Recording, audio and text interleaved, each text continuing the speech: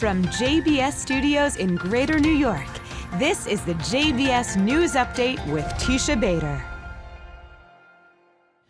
I'm Teisha Bader with the JBS News Update for Friday, March the 7th, 2025.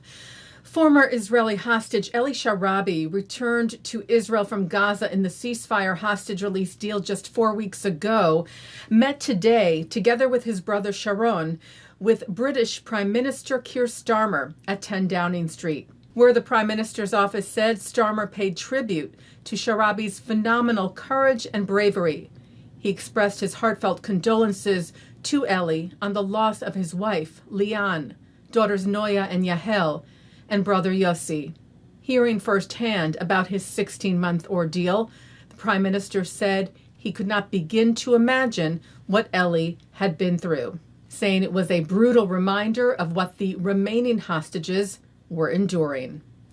The Hostages Families Forum said Eli thanked the British Prime Minister for working in coordination with President Trump and Prime Minister Netanyahu for over a year to secure his release, and urged him to continue doing everything possible to ensure all 59 remaining hostages are released, both the living and the deceased.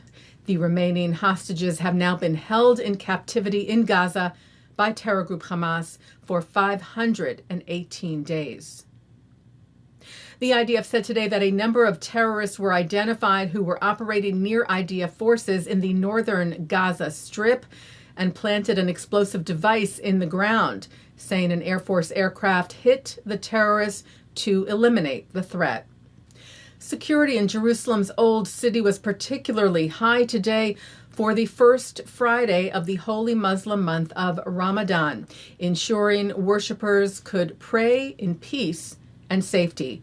Here's international spokesperson for Israel Police, Dean Elston, with more.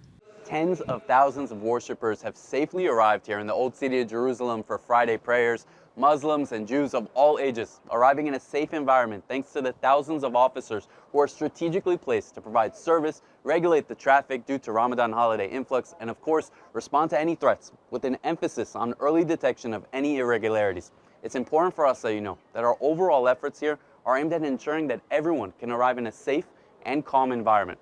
Ramadan Kareem and Shabbat Shalom. The U.S. Senate Judiciary Committee held a hearing this week on anti-Semitism. Never to be silent, stemming the tide of anti-Semitism in America, took place on Wednesday, where testimonies were heard on the matter from a variety of speakers, including Tufts University student Meirav Solomon, founder of the Pearl Project Asra Q. Nomani, and the president of the Louis D. Brandeis Center for Human Rights Under Law, Eliza Lewin, who spoke of the current rise in Jew hatred on college campuses. Jewish students on campus are being subjected to a sustained, coordinated campaign that has convinced many of their classmates, professors, and even some administrators that it's okay and even commendable to ostracize Jewish students who refuse to renounce their connection to Israel. Lewin said excluding Jews from a club or from campus for being Zionists was discrimination. It's akin to demanding that a Catholic disavow the Vatican or Muslims distance themselves from Mecca in order to be accepted.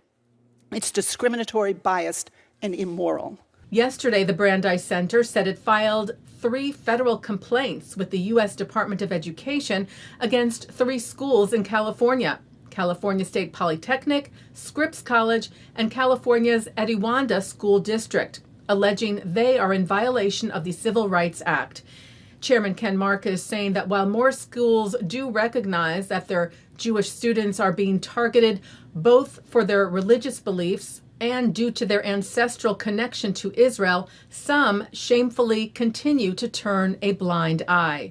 He said the law and federal government recognize Jews share a common faith and they are a people with a shared history and heritage rooted in the land of Israel, saying schools that continue to ignore either aspect of Jewish identity are becoming dangerous breeding grounds for escalating anti-Jewish bigotry, and they must be held accountable.